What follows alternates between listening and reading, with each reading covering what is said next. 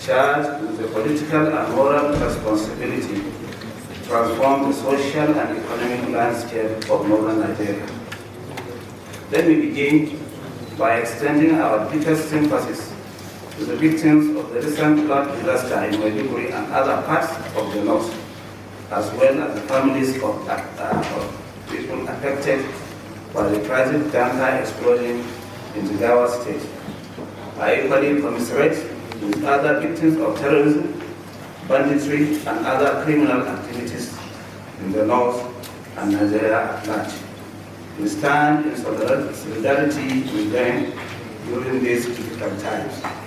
We must continue to work with the federal government and relevant agencies to provide the necessary support and relief to those affected.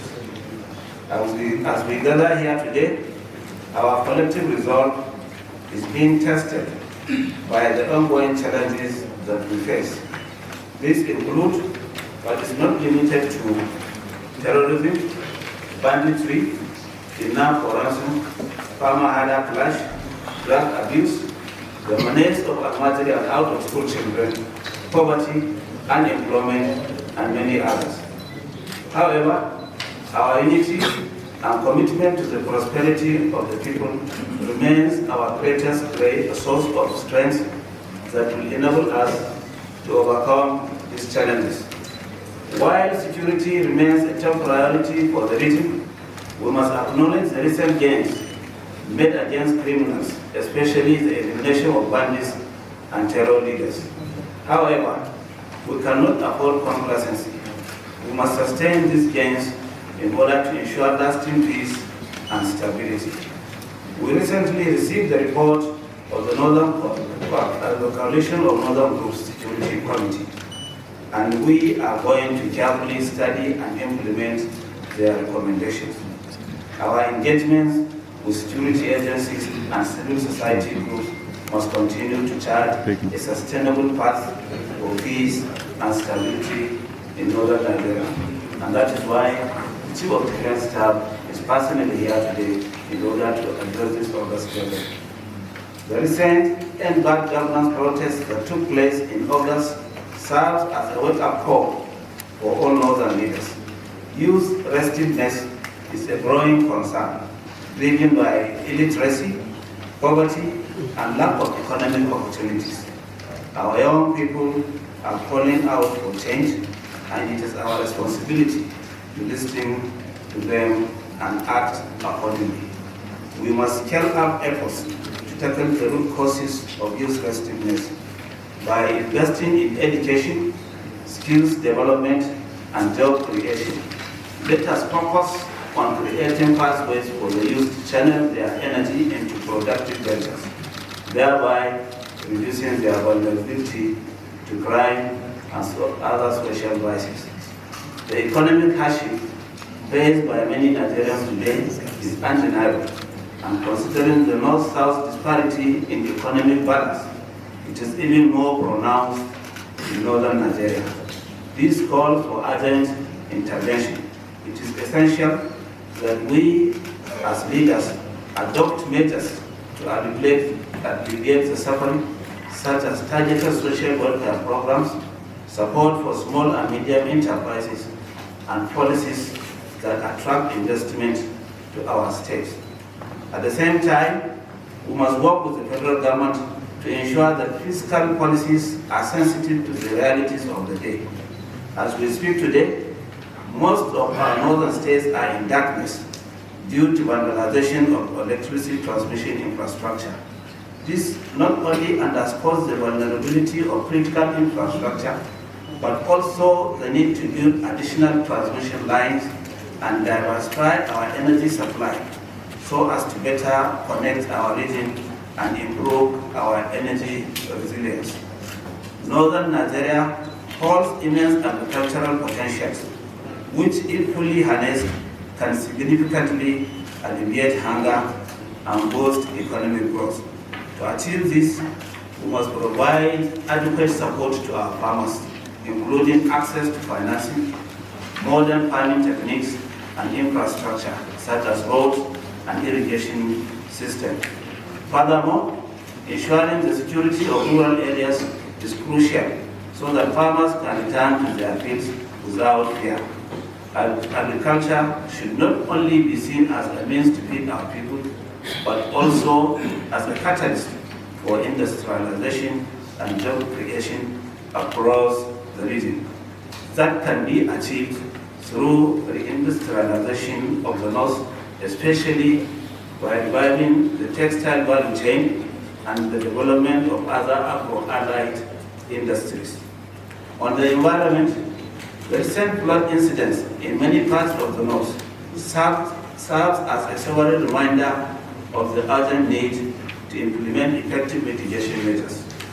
We must adopt policies that provide environmental conservation, sustainable agricultural practices, and responsible resource management. Moreover, the deterioration of our environment exacerbates communal conflicts, particularly between farmers and herders, further threatening the stability of our communities.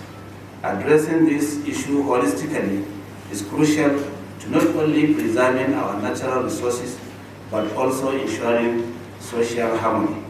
To achieve this, we must partner with the federal government and other stakeholders to build irrigation infrastructure like canals and waterways to divert excess water and channel them towards irrigation activities, thus enhancing rural livelihoods and safeguarding food security. As we deliberate on these pressing issues, let us not lose sight of the bigger picture, our shared responsibility to chart the way forward for a prosperous and forward-looking northern Nigeria. We must deepen our cooperation in areas such as infrastructure, education, and trade, working together to harness our region's immense potentials. As I said in my previous address, the future of Nigeria is regional, especially with the recent creation of the Ministry of Regional Development and today's political realities. As northern leaders, we must prepare for that future. Achieving this will require comprehensive reforms across all institutions. We are currently undertaking the reform of the Northern States Governors Forum in order to strengthen its institutional capacity, which will enable it to effectively address the region's challenges.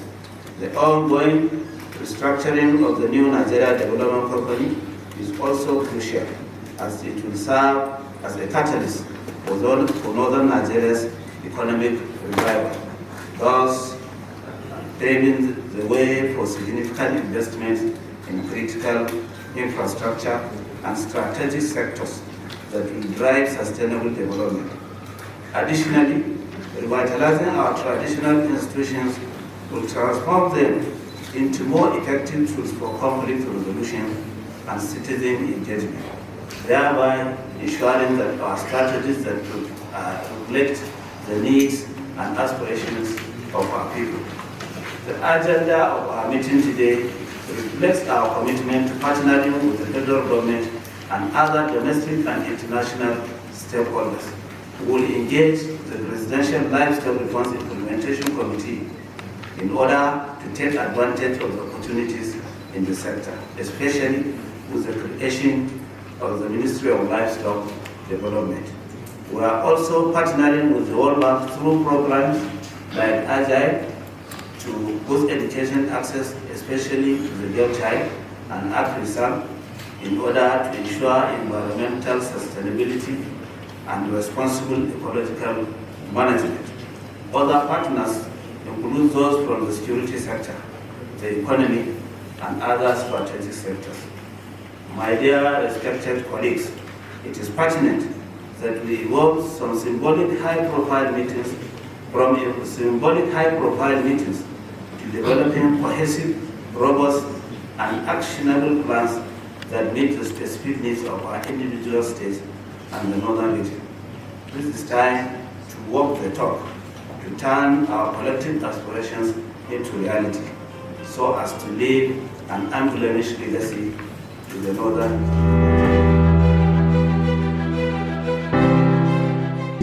was also built on the security challenges in the north by the Chief of Defense Staff, General Christopher Musa. The meeting deliberated extensively on matters of common interest and resolved to issue the following communique. Forum emphasizes that transitional institutions are critical in the quest for lasting peace and security in the region. Forum also acknowledges their commitment in bridging the gap between the government and the people. Forum advocates for increased roles for the traditional institutions to maximize cooperation with security agencies in the fight against kidnapping, for ransom, banditry, cattle rustling, criminal clashes, farmer-ada clashes, and other forms of criminality. Forum acknowledges the recent gains made against criminals, especially the elimination of bandits and terror leaders. However, we resolve to sustain these gains in order to ensure lasting peace and stability in the South region. Forum commends the federal government and security agencies for their commitment in ensuring that our communities are safe and secure. Particularly, we commend the untiring commitment of the Chief of Defense Staff, General Christopher Musa, whose professionalism and innovative approach has made difference in security architecture of the country at large. Nevertheless, more needs to be done to address pockets of challenges that abound in the northern region. With the recent bad governance protests that took place in August, the Forum resolved to scale up efforts to tackle the causes of youth restiveness by investing in education, skills development, job creation, and pathways for the youth to channel their energy into productive ventures, thereby reducing their vulnerability to crime and other social crises. Forum resolves to call on the federal government and relevant agencies to urgently address the current electricity power blackout affecting most of the northern states due to vandalization of the electricity transmission infrastructure. This matter not only underscores the vulnerability of critical infrastructure, but also needs to build additional transmission lines and diversify our energy supply so as to better connect our region and improve our energy resilience. Forum agrees that northern Nigeria holds immense agricultural potentials, which, if fully harnessed, can significantly alleviate hunger and boost economic growth. To achieve this, we resolve to provide adequate support to our farmers, including access to financing, modern farming techniques, and infrastructure such as roads and irrigation systems. Agriculture should not only be seen as a means to feed our people, but also as a catalyst for industrialization and job creation across the region. That can be achieved through the industrialization of the North, especially by developing the textile value chain and the development of other agro-allied industries. Forum commends His Excellency, the President and Commander-in-Chief of the Armed Forces of the Federal Republic of Nigeria, President Bola Ahmed Tinubu, for the reform initiative in the rice process sector and again to provide the necessary political will and commitment to ensure the success of the federal government livestock development initiatives. The Forum also agreed to sustain engagement and cross-fertilization of ideas with the Presidential Livestock Reforms Implementation Committee in order to achieve better results. Forum acknowledges the fact that climate change has greatly affected our environment, resulting in the recent flood incidents in many parts of the north, and therefore resolved to partner with the federal government and other stakeholders to build irrigation infrastructure like canals and waterways the applied excess water and channel them towards irrigation activities, thus enhancing rural livelihoods and safeguarding food security. Forum agrees to support and key into any initiative aimed at addressing the challenges of out-of-school children and improving educational outcomes in the region. Forum notes with dismay the content of the recent tax bill that was forwarded to the National Assembly. The contents of the bill are against the interests of the North and other subnationals, especially the proposed amendment to the distribution of value-added tax with the relation-based model. This is because companies remember using location of their headquarters and tax office and not where the services and goods are consumed. In view of the foregoing, the forum unanimously rejects the proposed tax amendments and calls on members of the National Assembly to oppose any bill that can jeopardize the well-being of our people. For the avoidance of doubt, the Northern Governors Forum is not averse to any policies or programs that will ensure the growth and development of the country. However, the Forum calls for equity and fairness in the implementation of all national policies and programs, so as to ensure that no geopolitical zone is shortchanged or marginalized. On the present economic hardship affecting the country, the Forum is appealing to all citizens to remain calm as the states and federal government are working hard to implement measures that could cushion the effects of the hardships to the people. Thank you very much.